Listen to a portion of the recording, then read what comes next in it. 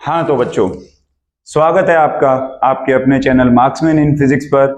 और आज हम आप लोगों के लिए लेकर के आए हैं वर्क एनर्जी एंड पावर का बिल्कुल लेटेस्ट पैटर्न का एक क्वेश्चन पेपर। ये बेसिकली एक टेस्ट है जो हम लोगों ने अपने इंस्टीट्यूट में ऑफलाइन मोड में कंडक्ट किया था। तो जिन लोगों ने ये एग्जाम उस समय दिया था उनके लिए इसके सॉल्यूशंस हैं, और जिन बच्चों ने एग्जाम नहीं भी दिया जो केवल ऑनलाइन मोड में बेसिकली पढ़ रहे हैं उन लोगों के लिए भी बहुत अच्छे क्वेश्चंस का कलेक्शन है वर्क एनर्जी एंड पावर के लिए। तो आइए बच्चों शुरू करते हैं। चलिए, स्टार्टिंग में जैसे आप लोग यहां पे देख पा रहे होंगे अपनी स्क्रीन पर कि एसर्शन रीजन टाइप क्वेश्चंस हमने बिल्कुल स्टार्टिंग में जो है दिए हैं। और अगर दोनों एसर्शन और रीजन सही हैं और reason is the correct explanation है ए का, तो आप ए ऑप्शन लगाएंगे। Both A and R true, लेकिन आर अगर करेक्ट एक्सप्लेनेशन नहीं है तो फिर आप ऑप्शन बी चूज करेंगे। ए सही है, आर अगर गलत है तो आप सी ऑप्शन चूज करेंगे, और अगर ए गलत है आर सही है तो उस केस में आप लोग डी ऑप्शन बेसिकली चूज करेंगे। तो ध्यान लगा के देखेंगे। क्वेश्चन नंबर 1 हम देखते हैं भाई क्या है हम लोगों का। क्वेश्चन नंबर 1 देखिए, एसर्शन क्या कह रहा है। A person working on a horizontal road with a load on his head does no work। एक ऐसा व्यक्ति जो कि बेसिकली एक हॉरिजॉन्टल रोड पे कोई काम कर रहा है और उसके सर पर कोई लोड रखा हुआ है, वो कोई वर्क नहीं कर रहा। आइए जरा इस चीज को हम लोग समझ के देखते हैं बेसिकली कहने का अर्थ क्या है। मान लो ये कोई एक पर्सन है और इसने अपने सर के ऊपर कोई भी एक लोड रखा हुआ है, मान लो ये कोई भी मास है m। तो बेसिकली इसको सपोर्ट करने के लिए ये जो व्यक्ति है ये फोर्स ऐसे लगाएगा F ऊपर की तरफ। अब अगर ये फोर्स ऊपर की तरफ लगाएगा तो आप समझें इसकी डिस्प्लेसमेंट जो होगी वो इस तरफ होगी, ठीक है, या तो इस तरफ होगी या इस तरफ होगी, ऐसे ही चलेगा। और इन दोनों ही केसेस में अगर आप ध्यान लगा के देखेंगे तो जो एंगल बन रहा है वो 90 डिग्री बन रहा है।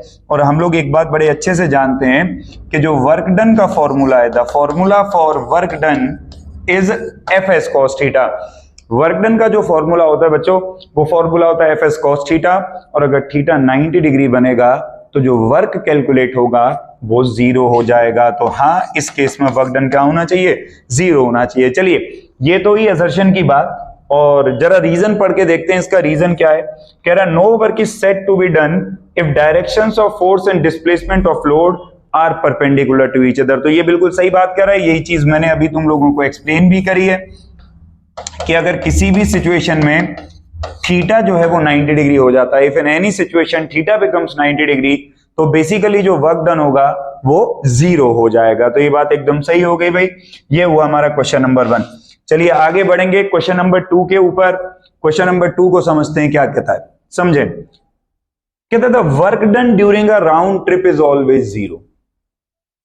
अगर किसी भी राउंड ट्रिप में जो वर्क डन होगा वो हमेशा 0 होगा। अब ये बात सही नहीं है। वर्क डन राउंड ट्रिप पे तब 0 होगा जब जो फोर्स लग रही है वो कंजर्वेटिव है। अगर फोर्स जो लग रही है वो कंजर्वेटिव नहीं है तो उस केस में जो वर्क डन होगा राउंड ट्रिप में वो 0 नहीं होगा। अच्छा, रीजन क्या कह रहा है, मतलब एक बात तो तय हो गई कि असर्शन गलत है। रीजन कह रहा है no force is required to move a body in its round trip. ये क्या बात हुई, नो फोर्स। आप ध्यान से देखें यहां पे क्या कह रहा है, नो फोर्स। ऐसा कैसे हो सकता है, किसी भी बॉडी को राउंड ट्रिप में चलाने के लिए हमें बेसिकली फोर्स की जरूरत पड़ती है। तो अब ये बेसिकली इस सवाल को अगर आप देखेंगे यहां पे तो इसमें असर्शन भी गलत है और रीजन भी गलत है। और इन रियलिटी में अगर आप ABCD ऑप्शन देखेंगे तो ऐसा कोई ऑप्शन ही नहीं है जो आप टिक कर पाए। तो ये बेसिकली हम लोगों से क्वेश्चन पेपर में ये थोड़ी सी गलती हो गई थी। तो इसमें जो है ना, इनमें से कोई भी ऑप्शन नहीं आएगा। वैसे जनरली असर्शन रीजन के क्वेश्चंस में जो डी पार्ट होता है ना वो ऐसे होता है, A is false and R is also false. तो उस केस में अगर ऐसा होता, इनके समझना, अगर ऐसा होता तब हम कहते कि ये जो डी वाला ऑप्शन है वो करेक्ट है इस सेकंड क्वेश्चन के लिए। फिलहाल में अभी इसमें कोई भी सही नहीं है। चलिए आगे बढ़ते हैं, अगला क्वेश्चन देखते हैं हम लोग, अगला एसर्शन देखते हैं।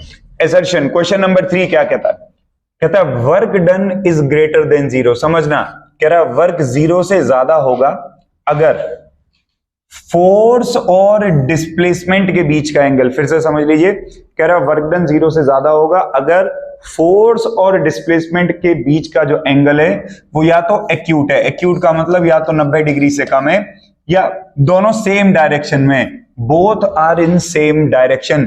सेम डायरेक्शन का मतलब होता है कि थीटा 0 डिग्री है। चलिए इस बात की हम लोग जांच करते हैं, वर्क डन के फॉर्मूले से ही कर लेते हैं भाई। वर्क डन का फॉर्मूला होता है एफ एस कॉस थीटा, और इस फॉर्मूले को देख करके मेरे को एक बात बहुत अच्छे से समझ में आ रही है कि ध्यान लगा के देखो, अगर बेसिकली थीटा जो है वो या तो 0 डिग्री होगा या लेस देन 90 डिग्री अगर होता है तो ये फर्स्ट क्वाड्रेंट में पड़ेगा, और फर्स्ट क्वाड्रेंट में ऑल आर पॉजिटिव, सारे एंगल पॉजिटिव होते हैं, तो कॉस थीटा भी बेसिकली फर्स्ट क्वाड्रेंट में क्या होगा, पॉजिटिव होगा। तो इसका मतलब ये बात सही है, असर्शन तो सही है। अब इसका रीजन देखते हैं, रीजन क्या दिया हुआ है। रीजन कह रहा है work done by friction on a body sliding down an incline plane is positive. ठीक है, ये कहता है वर्क डन बाय फ्रिक्शन, एक फ्रिक्शन के द्वारा किया गया वर्क एक ऐसी बॉडी पर जो एक इंक्लाइन प्लेन पर जा रही है वो पॉजिटिव है। आप समझिए आप एक बात को, फ्रिक्शन कभी भी किसी भी बॉडी पे पॉजिटिव वर्क नहीं कर सकता, क्योंकि आप ध्यान लगा के देखें, अगर कोई एक बॉडी, सपोज करो अगर कोई एक बॉडी इंक्लाइन प्लेन पे नीचे भी जाएगी तो अगर उसकी मोशन नीचे की तरफ हो रही है तो फ्रिक्शन ऊपर की तरफ लगेगा, तो डिस्प्लेसमेंट तो नीचे हुई तो एंगल बन गया 180 डिग्री, और बेटे cos 180 की वैल्यू -1 होती है, और इस केस में जो वर्क डन निकलेगा वो बेसिकली नेगेटिव निकलेगा। तो इसका मतलब ये हुआ कि यहाँ पे असर्शन सही है और रीजन जो है हम लोगों का वो गलत है। तो इस क्वेश्चन का आंसर आएगा सी पार्ट, जो हमारा ऑप्शन था। चलिए अगले सवाल पे बढ़ेंगे, क्वेश्चन नंबर 4 देखते हैं। असर्शन कहता है एक लाइट बॉडी और एक हैवी बॉडी, समझना, एक बॉडी ऐसी है जिसका मास कम है, एक बॉडी ऐसी है जिसका मास ज्यादा है। कहता है इनका मोमेंटम सेम है, चलो बहुत बढ़िया, इनका मोमेंटम सेम है। कह रहा है अगर इनका मोमेंटम सेम है तो इनकी काइनेटिक एनर्जी भी सेम होगी, ये कह रहा है क्वेश्चन। हम सीधा सा रिकॉल कर लेते हैं वो फॉर्मूला जो काइनेटिक एनर्जी और मोमेंटम को आपस में कनेक्ट करता है, और फॉर्मूला होता है काइनेटिक एनर्जी बराबर p²/2m। आप सवाल को समझे, उसने ये कहा कि मोमेंटम दोनों बॉडीज का सेम है। अगर मैं मोमेंटम दोनों बॉडीज का सेम मान भी लूं तो भी आप देखो काइनेटिक एनर्जी मास के प्रोपोर्शनल है, और अगर काइनेटिक एनर्जी मास के प्रोपोर्शनल है तो दोनों की काइनेटिक एनर्जी सेम नहीं हो सकती। इसका मतलब ये जो असर्शन है ये हमारा क्या हुआ, रॉन्ग, बेसिकली असर्शन हमारा गलत है। और अब चेक करेंगे रीजन को, कहता है kinetic energy does not depend on mass of the body, बिल्कुल गलत, क्योंकि काइनेटिक एनर्जी का फॉर्मूला हाफ mv² होता है, और काइनेटिक एनर्जी जो है बॉडी की वो इन रियलिटी में मास पे डिपेंड करती है, काइनेटिक एनर्जी मास पे डिपेंड करती है। तो इसका मतलब इसमें भी ना तो असर्शन सही है ना रीजन सही है, इसमें बेसिकली दोनों ही पार्ट गलत हैं। ठीक है जी, आइए अगले सवाल पे बढ़ेंगे, क्वेश्चन नंबर 5 के ऊपर। क्वेश्चन नंबर 5 को समझिए क्या कहता है। कहता water at the foot of the waterfall is always at different temperature from that at the top. कहता है जब भी कभी किसी वाटरफॉल में, वाटरफॉल जानते हो ना तुम लोग, वाटरफॉल हम समझते हैं सब, नाइग्रा फॉल्स का नाम सभी लोगों ने सुना है ना। तो ये कह रहा है जब ऊपर से पानी गिरता है ऐसे नीचे की तरफ, बेसिकली जब पानी गिरता है ऊपर से नीचे, तो कह रहा है जब नीचे आता है तो उसका टेम्परेचर ऊपर वाले पानी के टेम्परेचर से अलग होता है। हाँ ये बात बिल्कुल सही है, क्योंकि रास्ते में एनर्जीज का कन्वर्जन होता है, रास्ते में एनर्जीज का क्या होता है, कन्वर्जन। और ये कह रहा था potential energy of water at the top is converted into heat energy during falling, बिल्कुल सही कह रहा है। ऊंचाई पर यहां पर पोटेंशियल एनर्जी मैक्सिमा होती है और यहां पर काइनेटिक एनर्जी मैक्सिमा होती है। तो रास्ते में पोटेंशियल का कन्वर्जन होता है काइनेटिक एनर्जी में, और इसी पोटेंशियल एनर्जी का कुछ पार्ट बच्चों बेसिकली कन्वर्ट हो जाता है हीट एनर्जी में, जिसकी वजह से टेम्परेचर अलग अलग हो जाते हैं। तो ये बिल्कुल सही है और करेक्ट एक्सप्लेनेशन भी है। तो इसका जो आंसर आएगा वो क्या आएगा, ए आंसर आएगा, बिकॉज जो ये रीजन है इसका बिल्कुल करेक्ट एक्सप्लेनेशन है। तो यहां पे हम लोगों का बेसिकली सेक्शन ए खत्म हो गया बच्चों, और अब हम लोग स्टार्ट करेंगे अपना section B. So we will start section B, समझेंगे बात को। Section B true false type questions हैं। अच्छा, ट्रू फॉल्स टाइप क्वेश्चंस करने ना बेसिकली बहुत इजी होते हैं। अगर आपको फैक्ट पता है तो ठीक है, नहीं पता है तो कोई बात नहीं, आप फिर उसको नहीं कर पाएंगे। जैसे क्वेश्चन नंबर 6 से देखो क्या कह रहा है, कहता है work done is a vector quantity. भाई गलत बात है, वर्क डन वेक्टर क्वांटिटी नहीं है, ये फॉल्स है। क्यों? क्योंकि वर्क डन जो है वो F vector dot S vector होती है, और दो वेक्टर्स का डॉट प्रोडक्ट हमेशा स्केलर होता है। तो आप इस बात को बहुत ध्यान से समझें कि वर्क डन जो है वो वेक्टर क्वांटिटी नहीं है, वर्क डन एक स्केलर क्वांटिटी है। आगे बढ़ेंगे, क्वेश्चन नंबर 7 कहता है frictional forces are conservative forces. ये भी फॉल्स है बेटे, फ्रिक्शनल फोर्सेज कंजर्वेटिव फोर्सेज नहीं होती। मैं फिर से बता दूं, कंजर्वेटिव फोर्सेज वो हैं जो पाथ पे डिपेंड नहीं करती, और नॉन कंजर्वेटिव फोर्सेज वो हैं जो पाथ पे डिपेंड करती हैं। और फ्रिक्शन तो एक ऐसी फोर्स है जो बेसिकली पाथ फॉलोड पे डिपेंड करती है, इसलिए फ्रिक्शनल फोर्सेज जो हैं वो नेचर में नॉन कंजर्वेटिव होती हैं। अगले सवाल पे चलेंगे, कहता है no collision is perfectly elastic. कह रहा है भैया कोई भी कोलिजन परफेक्टली इलास्टिक नहीं होता। ये बात सही है, ये बात बिल्कुल सही है, क्योंकि एक तरीके से आप अगर सोचोगे आदर्श किस्म का कोलिजन कभी भी नहीं हो सकता, एकदम आइडियल कोलिजन कभी भी नहीं होता, इसीलिए कोई कोलिजन परफेक्टली इलास्टिक नहीं है। क्वेश्चन नंबर 9 कहता है mechanical energy is not conserved in processes which dissipate energy. कह रहा मैकेनिकल एनर्जी कंजर्व नहीं होती है उन प्रोसेसेस में जिनमें हीट एनर्जी निकलती है। एक तरीके से ये गलत है, मैं आपको बता दूं, मैकेनिकल एनर्जी हर केस में कंजर्व होती है। टोटल एनर्जी हर बार, भाई मैकेनिकल एनर्जी सम है किसका, पोटेंशियल और काइनेटिक का, और दुनिया में जितने भी किस्म की एनर्जी है वो या तो पोटेंशियल का टाइप है या काइनेटिक का टाइप है। तो जब टोटल एनर्जी कंजर्व रहती है तो बेटे मैकेनिकल एनर्जी भी क्या रहेगी, कंजर्व रहेगी। और 10वां सवाल कहता है work done depends on the angle eight which the force is applied. ये ट्रू है, क्योंकि आप ध्यान से देखेंगे तो वर्क डन का जो फॉर्मूला है वो F vector dot S vector रहेगा, तो ये निकलेगा एफ एस कॉस थीटा। तो देखो ना, वर्क डन बेसिकली किस पर डिपेंड कर रहा है भाई, थीटा पे डिपेंड कर रहा है। यह एकदम से सही बात है। तो यहां पे हम लोगों का बच्चों सेक्शन बी भी खत्म हो गया। चलिए अब हम लोग स्टार्ट करते हैं बच्चों सेक्शन सी। यहां पर कुछ अगर आप ध्यान से देखेंगे मल्टीपल चॉइस क्वेश्चंस यहां पे जो है दिए गए हैं, अच्छे लेवल के, ठीक ठाक लेवल के मल्टीपल चॉइस क्वेश्चंस हैं।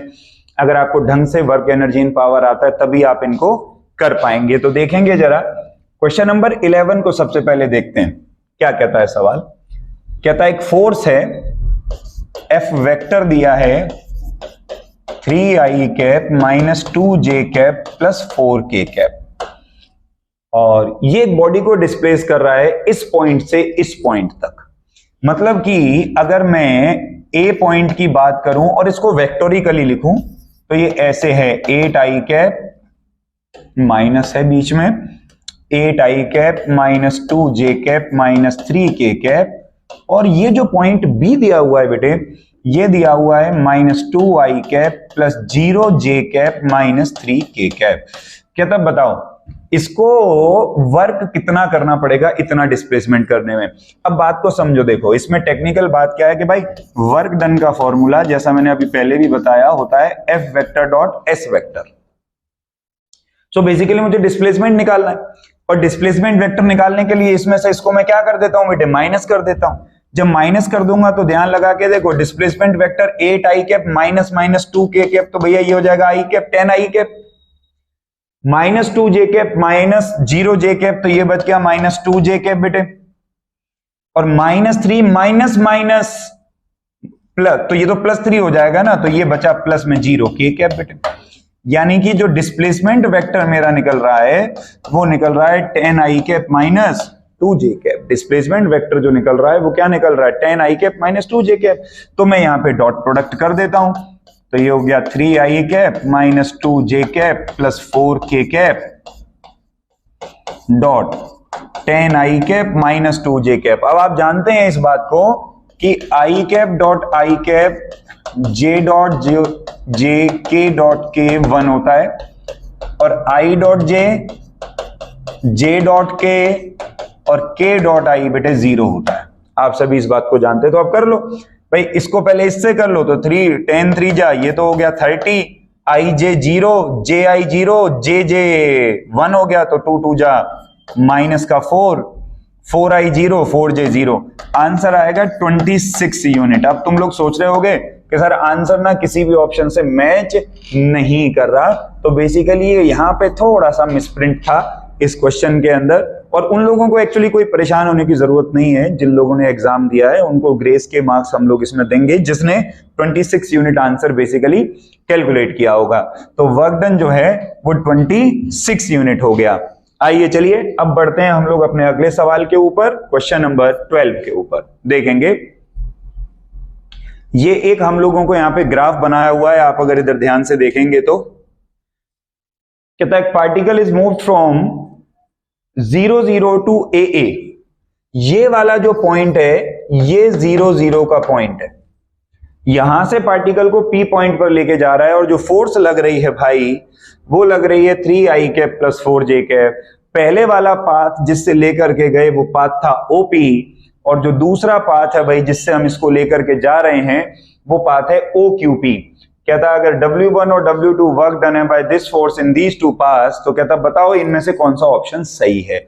आप समझिए बात को, सवाल को समझो। सवाल कह रहा पहले ऐसे लेके गए फिर ऐसे लेके गए, ऐसे कह रहा है बताओ दोनों पाथ पे वर्क डन क्या होगा।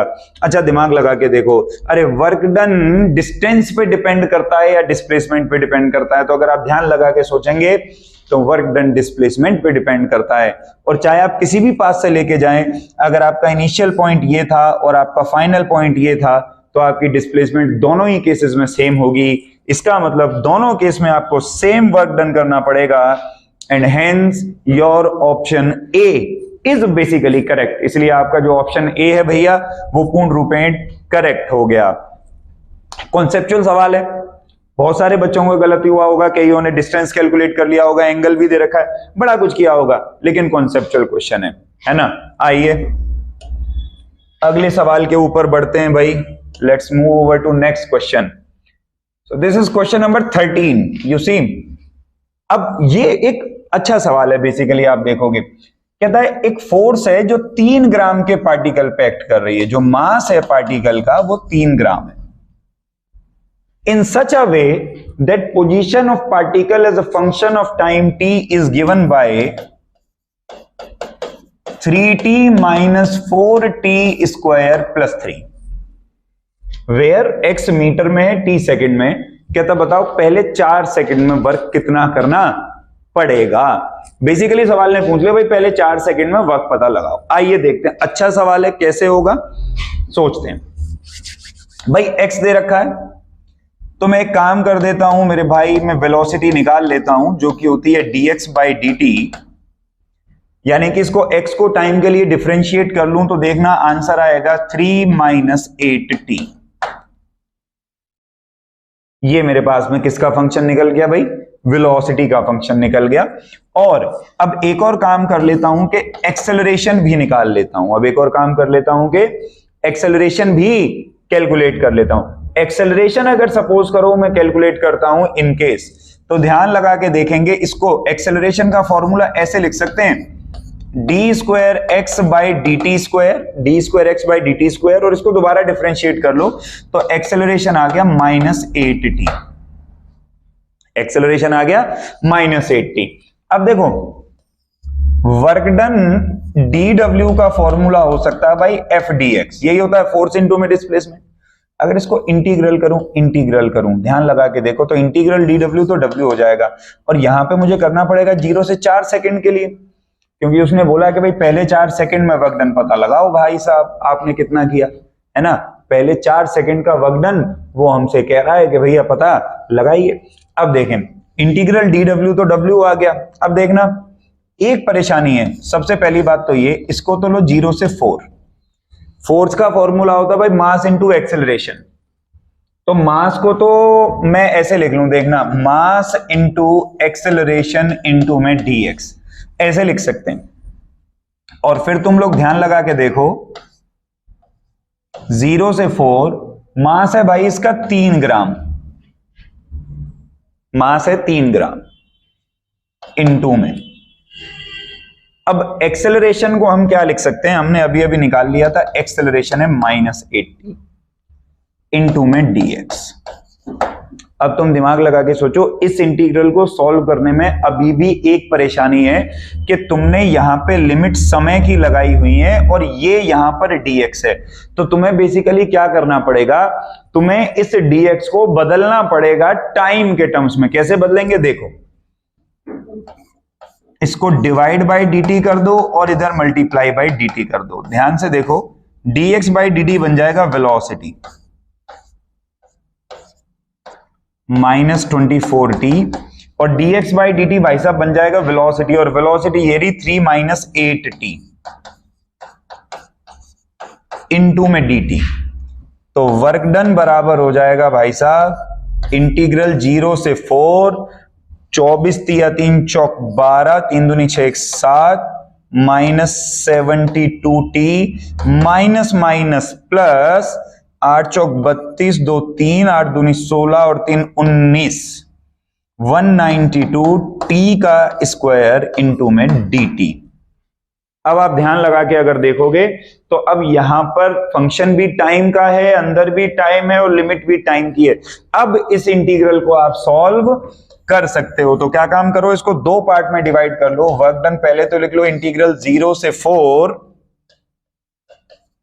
-72t dt प्लस 0 से 4 192t स्क्वायर dt। ध्यान लगा के देखो, -72 बाहर, t dt का integral t square by 2, limit 0 से 4, 192 बाहर और इसका integral t cube by 3, limit 0 से 4।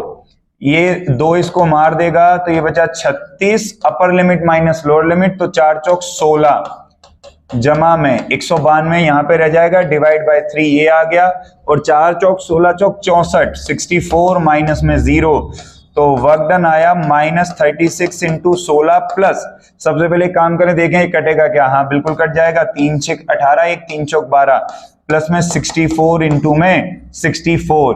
अब इसको सॉल्व करें, 16 6 96 और 9 16 3 48, 48 और 58 57, तो ये तो आया -576। और अब 64 का स्क्वायर हम लोगों को निकाल करके जो है ना देखना पड़ेगा। 64 का स्क्वायर कैसे निकालेंगे भाई, 4 चौक 16 1 और 64 और 4 68, 68 छिक्का 6 48 का 8 4 6 6 36 40, 408 409 4096, ये बेसिकली आया कैलकुलेट हो करके। तो अब क्या काम कीजिएगा, इसमें से इसको माइनस कर दो, 6 में 6 गया 0, 9 में 7 गया 2, 10 में से 5 गया 5 और ये 3, 3520 मिली जूल बेसिकली ये निकलेगा। क्योंकि अगर तुम ध्यान लगा के देखोगे तो जो मास है हम लोगों ने वो ग्राम में लिया है, अगर हम इसको केजी में लेते, समझना बात को, तो इनटू में 10 की पावर -3 चल रहा होता साथ में, ठीक है ना भाई, क्योंकि ऊपर सारे आंसर मिली जूल में दिए हैं। फिर तुम लोग सोचोगे कि सर ऑप्शन मैच नहीं हुआ इसका, सो इन रियलिटी में यहां पर ये जो फंक्शन दिया हुआ है अकॉर्डिंग टू क्वेश्चन, इस फंक्शन को देने में गड़बड़ हुई है और इस वजह से आंसर इस क्वेश्चन का भी रियलिटी में मैच नहीं हो रहा। हमारे ये टाइपिस्ट की बेसिकली मिस्टेक हो रही है इन क्वेश्चंस में। मैं चाहता तो इसको चेंज कर देता, लेकिन फिर उन बच्चों के लिए करेक्ट सॉल्यूशन नहीं मिल पाएगा जिन्होंने एक्चुअली ये एग्जाम लिया है, इसलिए मैंने इसको ना चेंज नहीं किया, एज इट इज छोड़ दिया। लेकिन तरीका मैंने बता दिया तुम्हें क्वेश्चन को सॉल्व करने का कि इन रियलिटी में सवाल कैसे सॉल्व होगा। ये हो गया 13th क्वेश्चन। चलिए बढ़ते हैं अगले सवाल पर। तो बच्चों क्वेश्चन नंबर 14 से शुरुआत करते हैं, समझेंगे। कहता है एक व्यक्ति है, ड्रैग कर रहा है एक ब्लॉक को 10 मीटर, लिख लो डिस्प्लेसमेंट जो है ब्लॉक की 10 मीटर है, एक रफ सरफेस पे जिसका म्यू 0.5 है, √3 किलो न्यूटन की फोर्स लगाई गई है 30 डिग्री पे टू द हॉरिजॉन्टल। हम थोड़ा सा जरा डायग्राम को ड्रॉ करके देखते हैं कि हो क्या रहा है। जैसे ये एक ब्लॉक है सपोज कीजिए, और एक रोड पर, एक हॉरिजॉन्टल रोड पर ये चल रहा है, ठीक है जी, और इसकी डिस्प्लेसमेंट जो है वो आपकी दी हुई है सर 10 मीटर दी हुई है, और इस पे फोर्स लग रही है √3 किलो न्यूटन की, ऐसे ऐसे करके फोर्स लग रही है, और हॉरिजॉन्टल के साथ ये फोर्स कितने डिग्री का एंगल बना रही है ये भी गिवन है। ये फोर्स जो है 30 डिग्री का एंगल बना रही है और फोर्स है √3 किलो न्यूटन, ठीक है जी। तो ये कहता है बताओ कितना वर्क हुआ इस पूरे केस में। तो सबसे पहले तो एक काम करेंगे हम लोग, हम इस फोर्स के कंपोनेंट कर लेते हैं। देखो एक तो इधर बनी गया ये वाला, दूसरा ये इस तरफ हो जाएगा, तो ये वाला कंपोनेंट हो जाएगा √3 किलो कॉस 30 डिग्री, और ये वाला कंपोनेंट हो जाएगा √3 किलो साइन 30 डिग्री। आप समझिएगा। और अच्छा साथ के साथ ये भी दे रखा है, समझो डायग्राम में, कि ये सरफेस का जो म्यू है, कोफिशिएंट ऑफ फ्रिक्शन 0.5 है। अब इसमें क्या होगा, बहुत सारा बच्चा ये सोचेगा कि क्योंकि म्यू दिया हुआ है तो इसमें मास का कुछ ना कुछ काम होगा, लेकिन वास्तविकता में आप देखो हम फ्रिक्शन निकालें कैसे। मास का काम नहीं, फ्रिक्शन का काम होगा। लेकिन तुम सोचो फ्रिक्शन कैसे निकालें, जब तक ब्लॉक का मास नहीं दिया होगा तब तक हम फ्रिक्शन कैलकुलेट कर ही नहीं सकते। तो बेसिकली इस क्वेश्चन में हमको फ्रिक्शन को कंसीडर करना ही नहीं है। अब आप ध्यान लगा के देखो, क्वेश्चन बहुत ही ज्यादा सरल है। भाई कौन सी फोर्स है जो इसको डिस्प्लेस करा रही है, भाई ये वाली फोर्स इसको डिस्प्लेस करवा रही है, भाई इसी तरफ जाएगा, है ना। और वर्क डन का फॉर्मूला क्या होता है भाई, फोर्स इंटू डिस्प्लेसमेंट। तो फोर्स लगी भैया √3 किलो इंटू कॉस 30 डिग्री, और डिस्प्लेसमेंट हुआ भाई 10 मीटर का। अब ध्यान लगा के देखो √3 किलो, किलो को इसलिए नहीं बदल रहा हूं क्योंकि देखो ऑप्शन में, सब ऑप्शन में किलो जूल करके आ रहा है, तो अपने ऑप्शन के हिसाब से भी आंसर को मॉडिफाई किया करो। √3 किलो कॉस 30 डिग्री की वैल्यू अगर आप देखोगे तो √3/2 इंटू में 10, 2 5 जा 10, √3 इंटू √3, 3 3 5 जा 15, वर्क डन आया 15 किलो जूल। वर्क डन जो आएगा वो कितना आएगा, 15 kilo joule. So B is the correct answer. इतना ही सवाल था, थोड़ा सा दिमाग लगेगा, बहुत ज्यादा नहीं। चलिए आइए बढ़ते हैं अगले सवाल की ओर।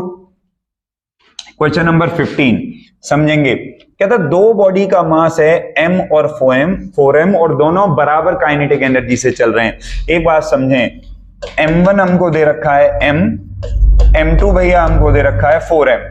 कहता है अगर इनकी काइनेटिक एनर्जी बराबर है तो इनकी लीनियर मोमेंटम का रेशियो क्या होगा।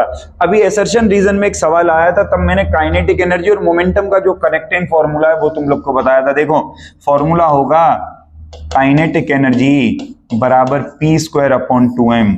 ये हम लोगों का वो फॉर्मूला है जिससे हम इस सवाल को बेसिकली कर पाएंगे। तो काइनेटिक एनर्जी बराबर p²/2m। समझेंगे बात को। फर्स्ट वाले की काइनेटिक एनर्जी देखो ये दिया हुआ है, दोनों की काइनेटिक एनर्जी बराबर है, तो हम ऐसे लिख लेते हैं k1 बराबर p1 का स्क्वायर अपॉन में 2m1। इसको मान लो बेटा इक्वेशन नंबर 1। और एक और काम करो, k2 बराबर p2 का स्क्वायर अपॉन में 2m2। इसको मान लो बेटा इक्वेशन नंबर 2। ध्यान से समझो, k1 बराबर k2 तो है ना, क्यों है, क्योंकि ये हमें गिवन है, क्योंकि k1 बराबर k2 हमें गिवन है। और क्योंकि k1 बराबर k2, अब देखो LHS अगर बराबर हो गया तो हम लोगों का जो RHS है बेटे वो भी बेसिकली बराबर हो जाएगा। और अगर RHS भी बराबर हो जाता है तो देखो हम ऐसे लिख सकते हैं p1 का स्क्वायर अपॉन में 2m1 बराबर p2 का स्क्वायर अपॉन में 2m2। 2 ने 2 को मार दिया, इस p2 को इधर ले लो, p1 का स्क्वायर अपॉन में p2 का स्क्वायर, इस m1 को इधर ले लो, m1 अपॉन में m2। p1 का स्क्वायर अपॉन p2 का स्क्वायर बराबर, देखो m1 की जगह हम लोग क्या ले लें, कैपिटल M, m2 की जगह क्या ले लें, 4m, m ने m को मारा, दोनों साइड स्क्वायर रूट ले लो बेटा, और p1 रेशियो p2 आ गया बेटा 1:2। p1 रेशियो p2 क्या आ गया बेटा 1:2, और C is the correct answer. C is the correct answer, है ना। बहुत सिंपल सवाल था। अगर किसी को फॉर्मूला याद है समझो, अच्छा फॉर्मूला है, अगर किसी को फॉर्मूला याद है तो वो इस सवाल को बहुत ही आराम से कर पाएगा। चलिए अगले सवाल पे बढ़े हम लोग, देखेंगे। बड़ा अच्छा क्वेश्चन है, अच्छा सोचने पे मजबूर करता है हम लोगों को। देखिए कहता है एक बॉडी है जिसका मास है 1 kg। समझो बॉडी का मास है 1 kg और एक्सेलरेट कर रही है रेस्ट से, तो u0 है और रफ्तार अचीव करी है 1 मीटर पर सेकेंड और समय लगाया है ये करने में 15 सेकेंड। कहता कितने समय में इसकी काइनेटिक एनर्जी इतनी हो जाएगी। सबसे पहले एक काम कर लेते हैं, मेरी एक बात सुनो, हम इस डाटा से इसका एक्सेलरेशन पता लगा लेते हैं। देखो हम एक बात जानते हैं कि v बराबर क्या है भैया, u plus A T. Velocity इसकी हुई है 1, u है 0, एक्सेलरेशन हमें पता नहीं, टाइम है 15, तो क्या इसकी एक्सेलरेशन आई 1/15 मीटर पर सेकेंड स्क्वायर की। अब वो हमसे क्या चाहता है, वो ये चाहता है कि ये बता कितनी देर में इसकी वेलोसिटी 2/9 जूल हो जाएगी। वेलोसिटी नहीं, सॉरी, काइनेटिक एनर्जी। अच्छा एक बात समझ, काइनेटिक एनर्जी का फॉर्मूला तो हाफ mv² होता है ना भाई। काइनेटिक एनर्जी का formula half mv²। Kinetic energy मुझे चाहिए कितनी, 2/9 जूल। आधा गुणा मास कितना है 1 किलो, इंटू में वेलोसिटी का स्क्वायर, ये 2 इधर आएगा तो 4/9 बराबर वेलोसिटी का स्क्वायर, मतलब वेलोसिटी आई 2/3 मीटर पर सेकेंड। यानी कि तो दिमाग लगा, अगर इस बॉडी की काइनेटिक एनर्जी 2/9 जूल होनी चाहिए, उसके लिए इस बॉडी के पास इतनी रफ्तार होनी चाहिए। मतलब मैं अब ये पता लगा दूं कि ये बॉडी इतनी रफ्तार कितनी देर में हासिल कर लेगी, तो क्या मेरा आंसर आ जाएगा? बिल्कुल मेरा आंसर आ जाएगा। मतलब ध्यान से समझ, एक्सेलरेशन इस बॉडी का मेरे पास है, अब मुझे रफ्तार कितनी चाहिए, 2/3। मैं इक्वेशन लगाऊं v बराबर u प्लस ए टी। देख मुझे रफ्तार इससे कितनी चाहिए, 2/3, इनिशियल रफ्तार 0, एक्सेलरेशन मैंने इसकी निकाली है 1/15, इंटू में t, क्या यहां से t आ जाएगा? आओ करके देखते हैं, सॉल्व हो गया का 1/15 3, 3 पंजे 15 और t बराबर आ गया 5 दूना 10 second. So c is the correct answer. तो बेसिकली 10 सेकेंड में बॉडी की जो काइनेटिक एनर्जी है वो 2/9 जूल हो जाएगी। बहुत अच्छा सवाल था। आराम से शांति से स्क्रीन को पॉज करके, वीडियो को पॉज करके भी सॉल्यूशन को देखें और खुद से दोबारा लगाएं। चलिए अगला सवाल। सवाल क्या कह रहा है देखेंगे। कहता है अगर मोमेंटम 100% बढ़ाया जाए तो काइनेटिक एनर्जी में परसेंटेज इंक्रीज कितना आएगा। सवाल, अगर मोमेंटम 100% बढ़ा दें तो काइनेटिक एनर्जी कितनी बढ़ेगी। इसका मतलब बॉडी वही है, सेम बॉडी पे ये काम कर रहे हैं, बॉडी अलग अलग नहीं है। तो सुनो, लेट कर लेते हैं initial momentum be P and kinetic energy भी के। अगर इनिशियल मोमेंटम p है और काइनेटिक एनर्जी k है तो देखना k बराबर होना चाहिए p²/2m। इसको मान लो बेटा इक्वेशन नंबर 1। अब उसने मोमेंटम को बढ़ाया 100%, तो देखो न्यू मोमेंटम p2 कितना होगा, 100% बढ़ा। तो पहले कितना था p में इंक्रीज कितना हुआ, 100% ऑफ p। तो ध्यान लगा के देखेंगे, p जमा 100 ऑफ p कटा तो नया मोमेंटम आया बेटा 2p।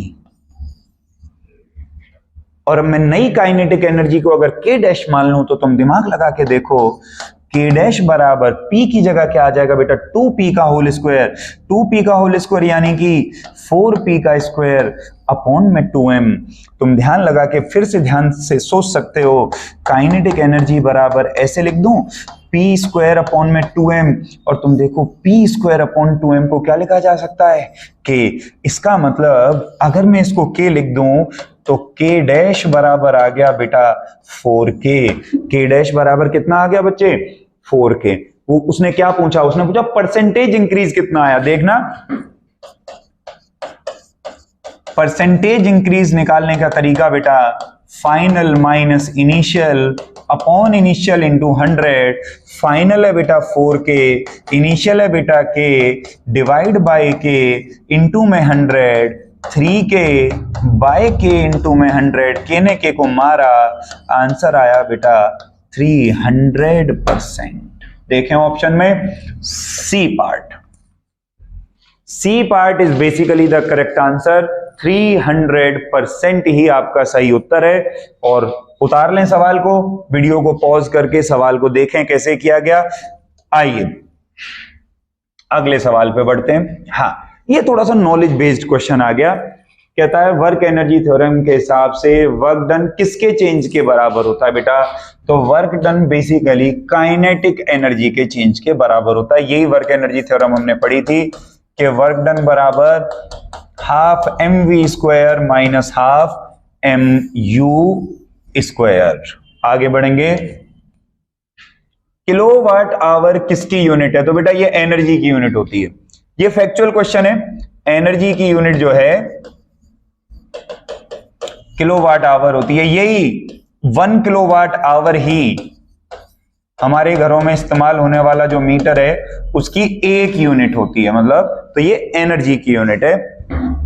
अगला सवाल कहता बता इनमें से कौन सी कंजर्वेटिव फोर्स नहीं है? और देखो अभी पहले भी मैंने बहुत सारे क्वेश्चन तुम्हें कराए, तुम्हें समझ में आना चाहिए फ्रिक्शनल फोर्स नॉन कंजर्वेटिव होती है। तो वास्तविकता में फ्रिक्शनल फोर्स ही इन सभी फोर्सेस में नॉन कंजर्वेटिव फोर्स है। ठीक है जी। अब इसके बाद जो सेक्शन शुरू हुआ वो सेक्शन डी था, और सेक्शन डी में आप देखेंगे कि इसमें थ्योरी बेस्ड क्वेश्चन थे, केवल नॉलेज को चेक करने के लिए पूछे गए। State and prove work energy theorem, prove that mechanical energy is conserve, elastic potential energy की डेरिवेशन, और elastic collision in one dimension में ई की वैल्यू बनाती है, प्रूफ करो। तो ये बेसिकली मैं थ्योरी पढ़ाते टाइम भी तुम लोगों को पूरे कंप्लीट प्रूफ बता चुका हूं।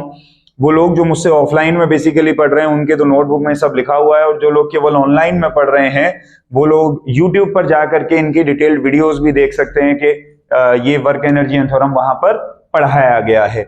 और इसी के साथ ही हम लोगों का ये क्वेश्चन पेपर जो है समाप्त हो जाता है। इस क्वेश्चन पेपर को सॉल्व करने के लिए कंप्लीटली 1 घंटे का जो है 1 आवर का समय दिया गया था, और मैक्सिमम मार्क्स इसके 30 हैं, और इस तरीके से कि इसमें ऑब्जेक्टिव भी और सब्जेक्टिव का कॉम्बिनेशन दिया गया था। तो एक बार ही इस क्वेश्चन पेपर को सॉल्व करने के बाद 1 दिन 1 घंटे का समय लेके अपने घर पे बैठें और दोबारा से इसी पेपर को सॉल्व करें, और देखें कि क्या 1 घंटे में आप कंप्लीटली इसको सॉल्व कर पा रहे हैं या नहीं। ईमानदारी के साथ ये काम कीजिएगा। इससे क्या होगा, आपको टाइम मैनेजमेंट में बहुत ज्यादा हेल्प मिलेगी।